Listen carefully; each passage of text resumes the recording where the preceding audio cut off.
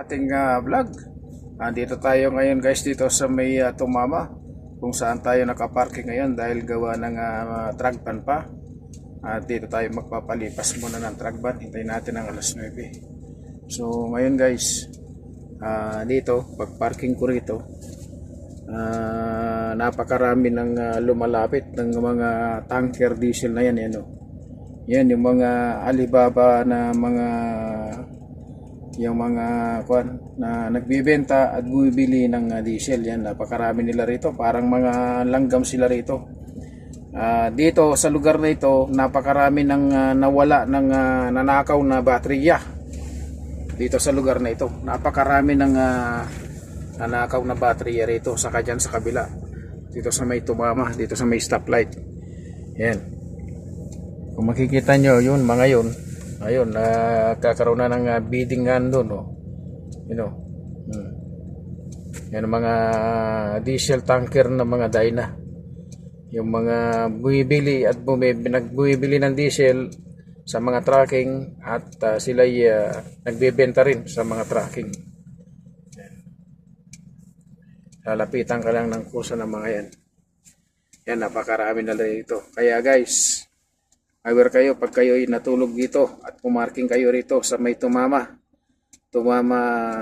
Riyadh, dito sa papunta ng paggagaling ka ng Damam papunta ng Gasim Road, o kaya kung galing ka ng Gasim Road to exit 222, labas mo Tumama Damam Road, itong parkinan na ito, napakarami ng guys na baterya na nanakaw dito. Napakarami na. Kaya dati paggagabi, napakakapal ng truck dito, halos wala kang pagparkinan na truck dito sa gabi. Pero sa ngayon guys, simula ng maraming nanakaw na ng baterya rito at simula nang dumami yung mga Dyna na yan, yung mga yan na Dyna na yan na bumibili ng diesel sa mga trucking, marami nang nawala na baterya rito. Kaya awareness lang sa mga driver na natulog dito, huwag na kayo matulog dito sa lugar na ito paggagabi. Hindi bali ilakpas ninyo dun sa may kung papunta kayo ng Damam, ilakpas na lang ninyo dyan na lang kayo sa may gasolinahan. Huwag kayo pumarking dito sa Tumama na to, sa may stoplight, dahil napakarami ng truck na nakawan ng baterya rito, hindi na mabilang. Dito sa lugar na to,